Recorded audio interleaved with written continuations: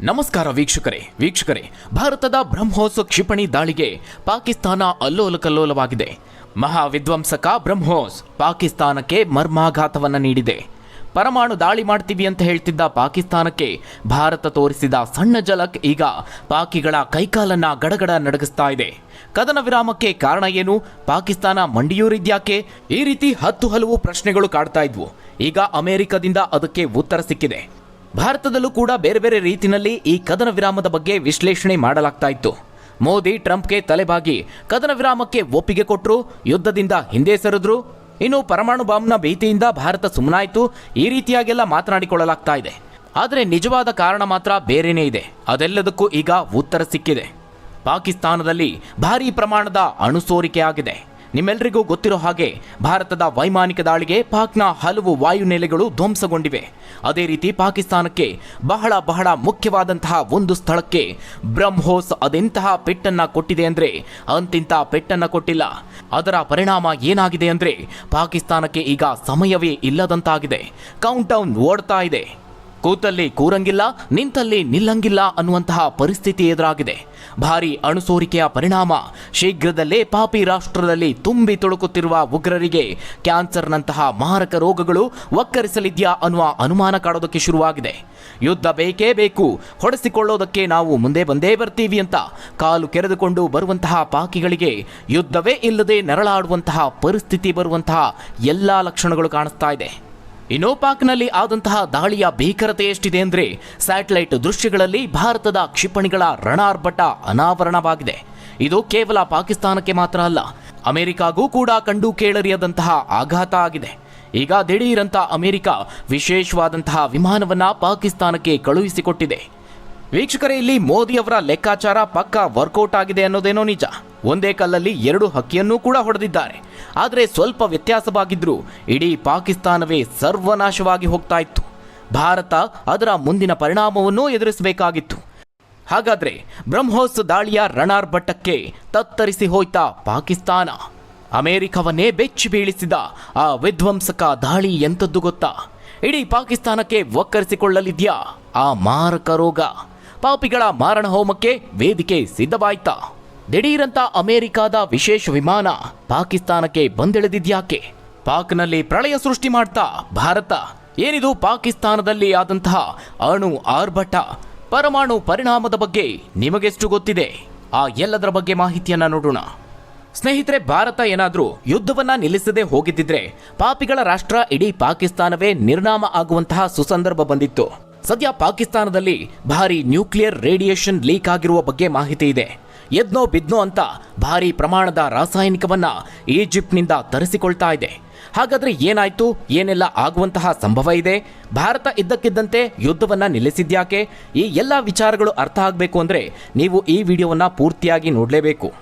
ಸ್ನೇಹಿತರೆ, ಆಪರೇಷನ್ ಸಿಂಧೂರ್ ಶುರುವಾದಂತಹ ಸಂದರ್ಭದಲ್ಲಿ ಯಾವ ರೀತಿಯಾದಂತಹ ಪರಿಸ್ಥಿತಿ ಇತ್ತು ಅಂದ್ರೆ ಭಾರತ ಈ ಬಾರಿ ಪಾಕಿಸ್ತಾನವನ್ನ ನಿರ್ನಾಮ ಮಾಡಿಬಿಡುತ್ತೆ ಅಂತ ಎಲ್ಲರೂ ಅಂದುಕೊಂಡಿದ್ರು. ಆದರೆ ಒಂದು ಮಾಹಿತಿ, ಒಂದು ವಿಚಾರ, ಒಂದು ಘಟನೆ ಭಾರತವನ್ನ ಇದೆಲ್ಲದರಿಂದ ಹಿಂದೆ ಸರಿಯುವಂತೆ ಮಾಡಿತು. ಅದಕ್ಕೆ ಕಾರಣ ಪಾಕಿಸ್ತಾನದಲ್ಲಿರುವ ಕಿರ್ನಾ ಬೆಟ್ಟ. ವೀಕ್ಷಕರೇ, ಈ ಬೆಟ್ಟದಲ್ಲೇ ಪಾಕಿಸ್ತಾನ ಅನ್ನುವ ದೇಶದ ಇಡೀ ಜೀವವೇ ಅಡಗಿದೆ. ಇಲ್ಲಿ ಅತಿ ಹೆಚ್ಚಿನ ನ್ಯೂಕ್ಲಿಯರ್ ವೆಪನ್ಗಳನ್ನ ದಾಸ್ತಾನು ಮಾಡಲಾಗಿದೆ. ಆಪರೇಷನ್ ಸಿಂಧೂರು ಆರಂಭವಾದಂತಹ ಸಂದರ್ಭದಲ್ಲಿ ಕೇವಲ ಉಗ್ರ ನೆಲೆಗಳನ್ನು ಮಾತ್ರ ಟಾರ್ಗೆಟ್ ಮಾಡಲಾಗಿತ್ತು. ಆದರೆ ಯಾವಾಗ ಪಾಕಿಸ್ತಾನದ ಸೇನೆ ಉಗ್ರರಿಗೆ ಬೆಂಬಲವನ್ನು ಸೂಚಿಸಿ ಗಡಿಯಲ್ಲಿ ಗುಂಡಿನ ದಾಳಿ, ಡ್ರೋನ್ ಮಿಸೈಲ್ಗಳಿಂದ ದಾಳಿಯನ್ನು ಆರಂಭಿಸಿತು, ಯಾವಾಗ ಪಾಕಿಸ್ತಾನ ನಮ್ಮ ಭಾರತದ ಬರೋಬ್ಬರಿ 26 ಸ್ಥಳಗಳ ಮೇಲೆ ಟಾರ್ಗೆಟ್ ಅನ್ನು ಮಾಡ್ತೋ, ಆಗ ಭಾರತೀಯ ಸೇನೆ ರೊಚ್ಚಿಗೇಳುತ್ತೆ. ಪಾಕಿಸ್ತಾನದ ಏರ್ಬೇಸ್ಗಳನ್ನು ಧ್ವಂಸ ಮಾಡೋದಕ್ಕೆ ಶುರು ಮಾಡುತ್ತೆ. ಪಾಕಿಸ್ತಾನ ಇದನ್ನ ಖಂಡಿತವಾಗ್ಲೂ ನಿರೀಕ್ಷೆ ಮಾಡಿರಲಿಲ್ಲ. ಭಾರತದ ನಿಖರತೆ ಎಷ್ಟಿತ್ತು, ಹೇಗೆ ದಾಳಿ ಮಾಡ್ತು ಅಂದ್ರೆ ಪಾಕಿಸ್ತಾನದ ಸೇನಾಧಿಕಾರಿಗಳು ಬೆಚ್ಚಿ ಬಿದ್ರು. ಅದು ಹೇಗೆ ಅನ್ನೋದನ್ನು ಹೇಳ್ತೀನಿ ಕೇಳಿ. ಸ್ನೇಹಿತರೆ, ಪಾಕಿಸ್ತಾನದ ಬೇರೆ ಬೇರೆ ಕಡೆಗಳಲ್ಲಿರುವ ಚಕ್ಲಾಲ, ಮುರೀದ್, ರಫೀಕ್, ರಹೀಮ್ ಯಾರ್ಖಾನ್, ಸುಕೂರ್ ಮತ್ತು ಚುನಿಯಾನ್ ವಾಯುನೆಲೆಗಳ ಮೇಲೆ ಭಾರತ ನಿಖರವಾಗಿ ಕ್ಷಿಪಣಿ ದಾಳಿಯನ್ನ ಮಾಡುತ್ತೆ. ಇದರಿಂದ ಪಾಕಿಸ್ತಾನ ಕಂಗೆಟ್ಟು ಹೋಗಿತ್ತು. ಭಾರತದ ಕ್ಷಿಪಣಿ ದಾಳಿಗೆ ಪಾಕಿಸ್ತಾನದ ಒಟ್ಟು 10 ಸೇನಾ ನೆಲೆಗಳು ಧ್ವಂಸಗೊಂಡಿದ್ದಾವೆ. ಅದರಲ್ಲೂ ಪ್ರಮುಖವಾಗಿ ಪಾಕಿಸ್ತಾನ ಮಿಲಿಟರಿಯ ಅತಿ ಮುಖ್ಯ ಏರ್ ಬೇಸ್ ಆಗಿರುವ ರಾವಲ್ಪಿಂಡಿಯಲ್ಲಿರುವ ನೂರ್ಖಾನ್ ವಾಯುನೆಲೆ ಛಿದ್ರವಾಗಿದೆ. ಇದಕ್ಕೆ ಪೂರಕ ಅನ್ನುವಂತೆ ಇದೀಗ ನೂರ್ಖಾನ್ ವಾಯುನೆಲೆಯ ಸ್ಯಾಟಲೈಟ್ ಚಿತ್ರಗಳು ಬಿಡುಗಡೆಯಾಗಿದೆ. ರಾವಲ್ಪಿಂಡಿಯ ಚಕ್ಲಾಲದಲ್ಲಿರುವ ಈ ನೂರ್ ಖಾನ್ ವಾಯು ನೆಲೆ ಪಾಕಿಸ್ತಾನ ರಾಜಧಾನಿ ಇಸ್ಲಾಮಾಬಾದ್ನಿಂದ ಸುಮಾರು 10 ಕಿಲೋಮೀಟರ್ ದೂರದಲ್ಲಿದೆ. ಈ ನೂರ್ ಖಾನ್ ವಾಯುನೆಲೆಯಲ್ಲಿ 2 ಸ್ಫೋಟಗಳು ಸಂಭವಿಸಿದ್ದಾವೆ. ಯುದ್ಧ ವಿಮಾನ ಹಾರಾಟಕ್ಕೆ ರನ್ವೇ ಎಷ್ಟು ಮುಖ್ಯ ಅನ್ನೋದು ನಿಮ್ಮೆಲ್ಲರಿಗೂ ಗೊತ್ತಿದೆ. ಭಾರತ ಈ ವಾಯುನೆಲೆಯಲ್ಲಿರುವ ಏಕೈಕ ರನ್ವೇಯನ್ನೇ ಅಟ್ಯಾಕ್ ಮಾಡುತ್ತೆ. ಕ್ಷಿಪಣಿ ದಾಳಿಯ ಮೂಲಕವಾಗಿ ಭಾರತ ಈ ರನ್ವೇಯಲ್ಲಿ ದೊಡ್ಡ ಕಂದಕವನ್ನೇ ಸೃಷ್ಟಿ ಮಾಡಿದೆ. ಪಾಕಿಸ್ತಾನದ ಮಿಲಿಟರಿಯ ಮುಖ್ಯ ಸಾಗಾಣೆ ಕೇಂದ್ರಗಳಲ್ಲಿ ನೂರ್ ಖಾನ್ ವಾಯುನೆಲೆ ಸಹ ಒಂದು. ಯುದ್ಧ ವಿಮಾನಗಳಿಗೆ ಇಂಧನ ಹಾಕುವಂತಹ ವ್ಯವಸ್ಥೆ ಕೂಡ ಇಲ್ಲೇ ಇರೋದು. ಸೇನಾ ಹೆಡ್ ಕ್ವಾರ್ಟರ್ಸ್ ಕೂಡ ಪಕ್ಕದಲ್ಲೇ ಇದೆ. ಇದು ಪಾಕಿಸ್ತಾನ ಸೇನೆಯ ಪ್ರಧಾನ ಕಚೇರಿಯ ಪಕ್ಕದಲ್ಲಿಯೇ ಇರೋ ಕಾರಣ ರಾಜತಾಂತ್ರಿಕವಾಗಿ ಮಹತ್ವವನ್ನು ಪಡೆದುಕೊಂಡಿದೆ. ಪಾಕಿಸ್ತಾನದ ನ್ಯಾಷನಲ್ ಏರೋಸ್ಪೇಸ್ ಸೆಂಟರ್ ಇರುವಂತಹ ಬೆನ್ಜೀರ್ ಇಂಟರ್ನ್ಯಾಷನಲ್ ಏರ್ಪೋರ್ಟ್ ಕೂಡ ಸಮೀಪದಲ್ಲೇ ಇದೆ. ಪಾಕಿಸ್ತಾನ ಬೇಹುಗಾರಿಕೆಯ ಕಾರ್ಯಾಚರಣೆಯನ್ನು ಕೂಡ ಇಲ್ಲಿಂದಲೇ ಮಾಡ್ತಾ ಇತ್ತು. ಇಂತಹ ಪಾಕಿಸ್ತಾನದ ಅತಿ ಮುಖ್ಯವಾದಂತಹ ವಾಯುನೆಲೆಯ ಮೇಲೆ ಭಾರತ ಮಾರಕ ದಾಳಿಯನ್ನು ನಡೆಸಿದೆ. ಸ್ಯಾಟಲೈಟ್ ಚಿತ್ರಗಳಲ್ಲಿ ಬ್ರಹ್ಮೋಸ್ ಕ್ಷಿಪಣಿಯ ಆರ್ಭಟ ಅನಾವರಣ ಆಗಿದೆ.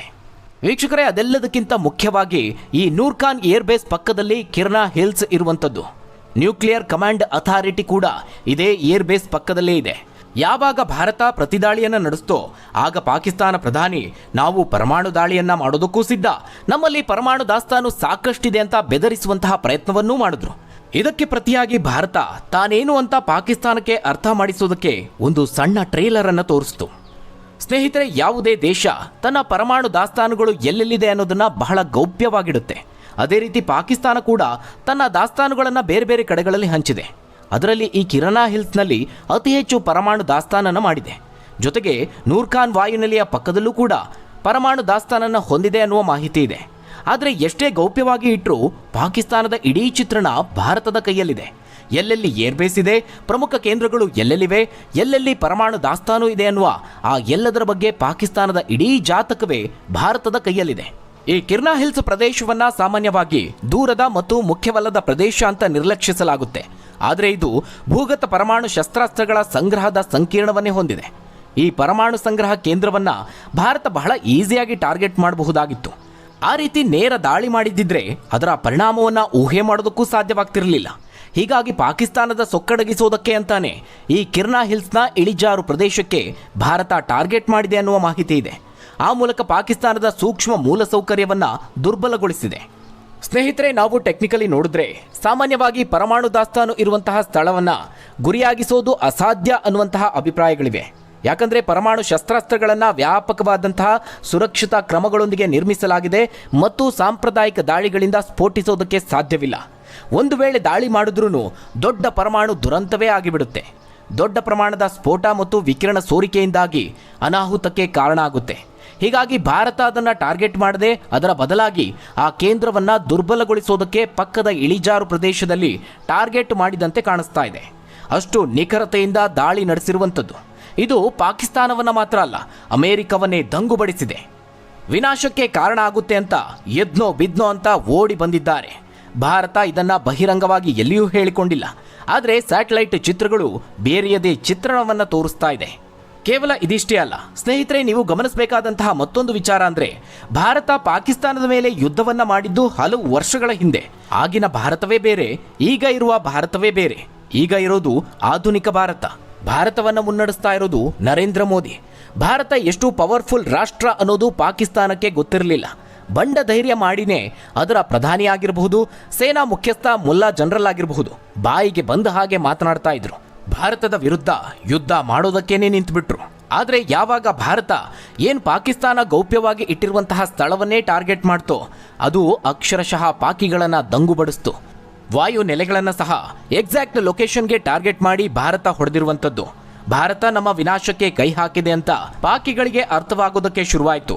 ಇದೇ ಸಂದರ್ಭದಲ್ಲಿ ಪಾಕಿಸ್ತಾನದ ಮುಲ್ಲಾ ಜನರಲ್ ಕೂಡ ನಾಪತ್ತೆಯಾಗಿದ್ದು, ಪಾಕಿಸ್ತಾನದ ಪ್ರಧಾನಿ ಶಹಬಾಜ್ ಶರೀಫ್ ಗಪ್ಚುಪ್ಪಾಗಿದ್ದು. ಈ ಒಂದು ಮಾರಕ ದಾಳಿಯ ಬೆನ್ನಲ್ಲೇ ಭಾರತಕ್ಕೆ ಅಮೆರಿಕದಿಂದ ಜೆಡಿ ವ್ಯಾನ್ಸ್ ಅವರ ಕಡೆಯಿಂದ ಕರೆ ಬರುತ್ತೆ. ಅಮೆರಿಕಾಗೆ ಈ ಪರಮಾಣು ಕೇಂದ್ರದ ಮೇಲಿನ ಹಾನಿಯ ಬಗ್ಗೆ ಗುಪ್ತಚರ ಮಾಹಿತಿ ಬರುತ್ತೆ. ಜೆಡಿ ವ್ಯಾನ್ಸ್ ಅವರು ತಕ್ಷಣವೇ ಅಲರ್ಟ್ ಆಗ್ತಾರೆ. ಮೊದಲು ಟ್ರಂಪ್ ಅವರಿಗೆ ವಿಚಾರವನ್ನು ತಿಳಿಸ್ತಾರೆ. ಭಾರತಕ್ಕೂ ಕರೆ ಮಾಡಿ ನೀವಿನ್ನೂ ಯುದ್ಧವನ್ನು ಮುಂದುವರಿಸಿದ್ರೆ ದೊಡ್ಡ ಎಡವಟ್ಟಾಗುತ್ತೆ, ವಿನಾಶಕ್ಕೆ ಕಾರಣ ಆಗುತ್ತೆ ಅಂತ ಭಾರತಕ್ಕೆ ಮನವಿಯನ್ನು ಮಾಡಿಕೊಳ್ತಾರೆ. ಅತ್ತ ಪಾಕಿಸ್ತಾನದಲ್ಲಿ ಹೀಗೆ ಮುಂದುವರೆದಲ್ಲಿ ನ್ಯೂಕ್ಲಿಯರ್ ಕಮಾಂಡ್ ಅಥಾರಿಟಿ ಕೂಡ ಮಣ್ಣು ಪಾಲಾಗುವ ಸಾಧ್ಯತೆ ಇತ್ತು. ಹೀಗಾಗಿ ಪಾಕಿಗಳು ಅಮೆರಿಕದ ಮೊರೆ ಹೋಗ್ತಾರೆ, ಕದನ ವಿರಾಮಕ್ಕಾಗಿ ಗೋಗರಿತಾರೆ. ನ್ಯೂಯಾರ್ಕ್ ಟೈಮ್ಸ್ ವರದಿಯ ಪ್ರಕಾರವಾಗಿ ಪಾಕಿಸ್ತಾನದ ಪ್ರಮುಖ ಪರಮಾಣು ಕಮಾಂಡ್ ಅಂಡ್ ಕಂಟ್ರೋಲ್ ಸೌಲಭ್ಯಗಳಿಗೆ ನೂರ್ಖಾನ್ ವಾಯುನೆಲೆ ಹತ್ತಿರದಲ್ಲೇ ಇದ್ದ ಕಾರಣ ಅಮೆರಿಕದ ಅಧಿಕಾರಿಗಳು ಎಚ್ಚೆತ್ತುಕೊಂಡು ಮಧ್ಯಪ್ರವೇಶಿಸಿದ್ದಾರೆ ಅಂತ ವರದಿಯಾಗಿದೆ. ಆದರೆ ಅಸಲಿ ಸಂಗತಿ ಬೇರೆನೇ ಇದೆ ಅನ್ನೋದನ್ನ ಸ್ಯಾಟಲೈಟ್ ಚಿತ್ರಗಳು ಹೇಳ್ತಾ ಇವೆ. ಸ್ನೇಹಿತರೆ, ಈ ಪರಮಾಣು ಕೇಂದ್ರದ ಮೇಲಿನ ಹಾನಿಯನ್ನ ಹಲವು ಸಾಕ್ಷಿಗಳು ಇದೀಗ ಸ್ಪಷ್ಟಪಡಿಸ್ತಾ ಇದೆ. ಮೊದಲನೇದಾಗಿ ಸ್ಯಾಟಲೈಟ್ ಇಮೇಜ್ಗಳು ಹೇಳುವ ಪ್ರಕಾರವಾಗಿ ಹಿಂದಿನ ಚಿತ್ರಗಳಿಗೆ ಹೋಲಿಕೆ ಮಾಡಿದ್ರೆ ಆ ಸ್ಥಳಗಳು ಧ್ವಂಸವಾಗಿರೋದು ಕಂಡುಬಂದಿದೆ. ಇನ್ನು ಅಮೆರಿಕದ ಮಾಧ್ಯಮಗಳು ಸಹ ಈ ವಿಕಿರಣ ಸೋರಿಕೆಯ ಬಗ್ಗೆ ವರದಿಯನ್ನು ಮಾಡ್ತಾ ಇದೆ. ಇನ್ನು ಪಾಕಿಸ್ತಾನದ ಮಾಧ್ಯಮಗಳಲ್ಲೂ ಈ ವಿಕಿರಣ ಸೋರಿಕೆಯ ಬಗ್ಗೆ ವರದಿಗಳಾಗಿವೆ. ಇದಲ್ಲದೆ ಮುಖ್ಯವಾಗಿ ಈ ಪರಮಾಣು ಸೋರಿಕೆಯನ್ನು ತಡೆಯೋಕೆ, ಅದರ ಪರಿಣಾಮವನ್ನು ನಿಲ್ಲಿಸೋದಕ್ಕೆ ಆಕ್ಷನ್ ಕೂಡ ಶುರುವಾಗಿದೆ. ಇದಕ್ಕೆ ಸಾಕ್ಷಿ ಎಂಬಂತೆ ಅಮೆರಿಕದಿಂದ ಒಂದು ವಿಶೇಷ ವಿಮಾನ ಪಾಕಿಸ್ತಾನಕ್ಕೆ ಬಂದಿಳಿದಿದೆ. ಈ ವಿಮಾನವನ್ನು ಬಳಸೋದು ಪರಮಾಣು ದುರಂತದಂತಹ ಸಂದರ್ಭದಲ್ಲಿ. ಇದು ವಿಕಿರಣ ಸೋರಿಕೆ ಪತ್ತೆ ಮಾಡುವಂತಹ ವಿಮಾನಗಳಾಗಿವೆ. ಅಷ್ಟು ಮಾತ್ರ ಅಲ್ಲ, ಈಜಿಪ್ಟ್ನಿಂದ ಸೇನಾ ಕಾರ್ಗೋ ವಿಮಾನ ಪಾಕಿಸ್ತಾನಕ್ಕೆ ಆಗಮಿಸಿದೆ. ಇದರಲ್ಲಿ ಭಾರೀ ಪ್ರಮಾಣದ ಬೋರಾನ್ ರಾಸಾಯನಿಕವನ್ನ ತರಿಸಿಕೊಳ್ಳಲಾಗಿದೆ. ಸ್ನೇಹಿತರೆ, ಈಜಿಪ್ಟ್ ಅತಿ ಹೆಚ್ಚು ಬೋರಾನ್ ನಿಕ್ಷೇಪ ಇರುವಂತಹ ರಾಷ್ಟ್ರ. ಇಲ್ಲಿಂದಲೇ ಜಗತ್ತಿನ ಬೇರೆ ಬೇರೆ ಕಡೆಗಳಿಗೆ ಬೋರಾನ್ ರಫ್ತು ಕೂಡ ಆಗುತ್ತೆ. ಈ ಬೋರಾನ್ ಪರಮಾಣು ರಿಯಾಕ್ಷನ್ ಇಂದ ಉಂಟಾಗುವಂತಹ ವಿಕಿರಣಗಳನ್ನು ಹೀರಿಕೊಳ್ಳುತ್ತೆ. ಹೀಗಾಗಿ ವಿದ್ಯುತ್ ಉತ್ಪಾದನೆ ಮಾಡುವ ಪರಮಾಣು ರಿಯಾಕ್ಟರ್ ಕೇಂದ್ರಗಳಲ್ಲೂ ಇದನ್ನು ಬಳಸಲಾಗುತ್ತೆ.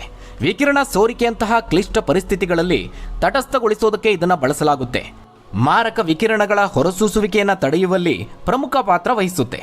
ಸದ್ಯ ಪಾಕಿಸ್ತಾನವೂ ಸಹ ಈಜಿಪ್ಟ್ನಿಂದ ಅಪಾರ ಪ್ರಮಾಣದ ಬೋರಾನ್ ರಾಸಾಯನಿಕವನ್ನು ಆಮದು ಮಾಡಿಕೊಳ್ತಾ ಇದೆ. ಇನ್ನು ಭಾರತ ಮತ್ತು ಪಾಕಿಸ್ತಾನ ನಡುವಿನ ಕದನ ವಿರಾಮ ಘೋಷಣೆಗೂ ಇದೇ ವಿಕಿರಣ ಸೋರಿಕೆ ಕಾರಣ ಅಂತ ಹೇಳಲಾಗ್ತಾ ಇದೆ. ಕದನ ವಿರಾಮ ಘೋಷಣೆ ಬೆನ್ನಲ್ಲೇ ಪಾಕಿಸ್ತಾನ, ಅಮೆರಿಕ ದೇಶಗಳು ಇಲ್ಲಿನ ವಿಕಿರಣ ಸೋರಿಕೆ ತಡೆಗೆ ಹರಸಾಹಸ ಪಡ್ತಿದೆ ಅಂತ ಹೇಳಲಾಗ್ತಾ ಇದೆ. ವೀಕ್ಷಕರೇ, ಇದು ಮಾತ್ರ ಅಲ್ಲ, ನಾವು ಹಲವು ಡಾಟ್ಗಳನ್ನು ಕನೆಕ್ಟ್ ಮಾಡಿದ್ರೂ ಈ ದಾಳಿಯ ಬಗ್ಗೆ ಸ್ಪಷ್ಟ ಚಿತ್ರಣ ಸಿಗುತ್ತೆ. ಮೊನ್ನೆಯಷ್ಟೇ ಭಾರತೀಯ ಏರ್ ಮಾರ್ಷಲ್ ಎಕೆ ಭಾರತಿಯವರು ನಡೆಸಿದಂತಹ ಸುದ್ದಿಗೋಷ್ಠಿಯ ಸಂದರ್ಭದಲ್ಲಿ ಪತ್ರಕರ್ತರಿಂದ ಈ ಕಿರ್ನಾ ಹಿಲ್ಸ್ ಮೇಲಿನ ದಾಳಿಯ ಬಗ್ಗೆ ಕೇಳಲಾಯಿತು. ಆಗ ಸಣ್ಣದಾಗಿ ಮುಗುಳ್ನಕ್ಕಂತಹ ಅವರ ಪ್ರತಿಕ್ರಿಯೆ ಹಲವು ಅನುಮಾನವನ್ನ ಹುಟ್ಟಿಸ್ತಾ ಇದೆ ಅಂತಲೂ ಕೆಲವೊಂದಷ್ಟು ವರದಿಗಳು ಹೇಳ್ತಾ ಇವೆ. ಕಿರ್ನಾ ಬೆಟ್ಟಗಳಲ್ಲಿ ಪಾಕಿಸ್ತಾನದ ಅಣ್ವಸ್ತ್ರ ನೆಲೆ ಇದೆಯೋ ಇಲ್ವೋ ಗೊತ್ತಿಲ್ಲ, ಆದರೆ ನಮ್ಮ ಗುರಿ ಉಗ್ರ ನೆಲೆಗಳು ಮಾತ್ರ ಆಗಿದ್ವು. ಅವುಗಳನ್ನು ನಾವು ಹೊಡೆದುರುಳಿಸಿದ್ದೇವೆ. ಕಿರ್ನಾ ಬೆಟ್ಟಗಳಲ್ಲಿ ನಾವು ದಾಳಿ ಮಾಡಿಲ್ಲ ಅಂತ ಸೇನೆ ಹೇಳಿಕೊಂಡಿದೆ. ಇನ್ನು ಅಮೆರಿಕದ ರಿಯಾಕ್ಷನ್ ಕೂಡ ಹಲವು ಅನುಮಾನಗಳನ್ನು ಮೂಡಿಸುತ್ತೆ. ಈ ಹಿಂದೆ JD ವ್ಯಾನ್ಸ್ ಅವರು ಭಾರತ ಸಿಂಧೂರ್ ದಾಳಿ ನಡೆಸಿದಂತಹ ಸಂದರ್ಭದಲ್ಲಿ ನಮಗೂ ಅದಕ್ಕೂ ಸಂಬಂಧ ಇಲ್ಲ, ಭಾರತ ಪಾಕಿಸ್ತಾನ ಏನ್ ಬೇಕಾದರೂ ಮಾಡಿಕೊಳ್ಳಲಿ ಅಂತ ಹೇಳಿಕೆಯನ್ನು ಕೊಟ್ಟಿದ್ರು. ಆದರೆ ಅದೇ JD ವ್ಯಾನ್ಸ್ ಈ ಕದನ ವಿರಾಮ ನಿರ್ಧಾರಕ್ಕೂ ಮುನ್ನ ಭಾರತಕ್ಕೆ ಕರೆ ಮಾಡಿ ಯುದ್ಧ ನಿಲ್ಲಿಸೋದಕ್ಕೆ ಮನವಿಯನ್ನ ಮಾಡಿಕೊಳ್ತಾರೆ. ಇನ್ನು ಟ್ರಂಪ್ ಕೂಡ ಆರಂಭದಲ್ಲಿ ಅಂತಹ ಆಸಕ್ತಿಯನ್ನ ತೋರಿಸಿರಲಿಲ್ಲ. ಸಮಸ್ಯೆಯನ್ನ ಆದಷ್ಟು ಬೇಗ ಬಗೆಹರಿಸಿಕೊಳ್ಳಲಿ ಅಂತ ಹೇಳಿ ಸುಮ್ಮನಾಗಿದ್ರು. ಆದರೆ ಯಾವಾಗ ಪರಮಾಣು ಕೇಂದ್ರದಲ್ಲಿನ ವಿಕಿರಣ ಸೋರಿಕೆಯ ಬಗ್ಗೆ ಗುಪ್ತಚರ ಮಾಹಿತಿ ಬಂತೋ ಅದು ಟ್ರಂಪ್ ಅವರಲ್ಲಿ ವಿನಾಶದ ಭಯವನ್ನ ಹುಟ್ಟಿಸಿದೆ. ಅದರ ಬೆನ್ನಲ್ಲೇ ಕಳವಳವನ್ನು ವ್ಯಕ್ತಪಡಿಸಿದಂತಹ ಟ್ರಂಪ್ ಕದನ ವಿರಾಮಕ್ಕೆ ಒತ್ತಡ ಹಾಕ್ತಾರೆ. ಪಾಕಿಸ್ತಾನಕ್ಕೂ ಒತ್ತಡ ಹಾಕಿದ್ದಾರೆ. ಕದನ ವಿರಾಮದ ಬೆನ್ನಲ್ಲೇ ಟ್ವೀಟ್ ಮಾಡಿದಂತಹ ಟ್ರಂಪ್, ನಾವು ಪರಮಾಣು ಯುದ್ಧವನ್ನ ನಿಲ್ಲಿಸಿದ್ದೇವೆ, ಮಿಲಿಯನ್ ಗಟ್ಟಲೆ ಪ್ರಾಣವನ್ನ ರಕ್ಷಿಸಿದ್ದೇವೆ ಅಂತ ತಮಗೆ ತಾವೇ ಕ್ರೆಡಿಟ್ ಕೊಡುವಂತಹ ಟ್ವೀಟ್ ಕೂಡ ಮಾಡ್ತಾರೆ. ಇಲ್ಲಿ ಟ್ರಂಪ್ ಅವರು ಉಲ್ಲೇಖಿಸಿದ್ದು ಮಿಲಿಯನ್ ಗಟ್ಟಲೆ ಪ್ರಾಣವನ್ನ ಅಂತ, ಅಂದ್ರೆ ಪರಮಾಣು ದಾಳಿಯ ಬಗ್ಗೆ ಸೂಚ್ಯವಾಗಿ ಹೇಳಿದಂತಿದೆ. ಇನ್ನು ಪಾಕಿಸ್ತಾನದ DGMO ಭಾರತದ ಸೇನಾ ಮುಖ್ಯಸ್ಥರನ್ನ ಸಂಪರ್ಕಿಸಿ ಕದನ ವಿರಾಮಕ್ಕೆ ಬೇಡಿಕೊಳ್ತಾರೆ. ಇದು ಕೂಡ ಭಾರತದ ದಾಳಿಯಿಂದ ಪಾಕಿಸ್ತಾನದಲ್ಲಿ ದೊಡ್ಡ ಅನಾಹುತವೊಂದು ಸಂಭವಿಸಿದೆ ಅನ್ನೋದನ್ನ ಸೂಚಿಸುತ್ತೆ. ಸದ್ಯ ವಿಕಿರಣ ಸೋರಿಕೆ ಸುತ್ತಮುತ್ತಲಿನ ಪ್ರದೇಶಗಳಲ್ಲಿ ಭಾರೀ ಆತಂಕವನ್ನ ಸೃಷ್ಟಿಸಿರುವಂತಹ ಸಾಧ್ಯತೆ ಇದೆ. ಈ ವಿಕಿರಣಗಳ ತೀವ್ರತೆ ಎಷ್ಟಿರುತ್ತೆ ಅಂದ್ರೆ ಈ ವಿಕಿರಣಗಳಿಗೆ ತುತ್ತಾದವರಿಗೆ ಕ್ಯಾನ್ಸರ್ನಂತಹ ಮಾರಕ ರೋಗಗಳು, ಚರ್ಮ ರೋಗಗಳು ಕೂಡ ಕಾಣಿಸಿಕೊಳ್ಳುತ್ತೆ. ಒಟ್ಟಾರೆಯಾಗಿ ಭಾರತ ಪಾಕಿಸ್ತಾನಕ್ಕೆ ತಾನೇನು ಅನ್ನೋದನ್ನ ಒಂದು ಸಣ್ಣ ಟ್ರೇಲರ್ ಮೂಲಕವಾಗಿ ತೋರಿಸಿದೆ ಅಷ್ಟೇ. ಹಾಗಾದ್ರೆ ವೀಕ್ಷಕರೇ, ಆಧುನಿಕ ಭಾರತದ ಶಕ್ತಿಗೆ ನೀವೇನಂತೀರಾ? ನಿಮ್ಮೆಲ್ಲರ ರಕ್ಷಣೆಯಲ್ಲಿ ತೊಡಗಿರುವ ನಮ್ಮ ಭಾರತೀಯ ಸೇನೆ, ಕೇಂದ್ರ ಸರ್ಕಾರದ ಬಗ್ಗೆ ನಿಮ್ಮ ಅನಿಸಿಕೆ, ಅಭಿಪ್ರಾಯವನ್ನ ಕಮೆಂಟ್ ಮೂಲಕವಾಗಿ ತಿಳಿಸಿ. ಧನ್ಯವಾದಗಳು ವೀಕ್ಷಕರೇ.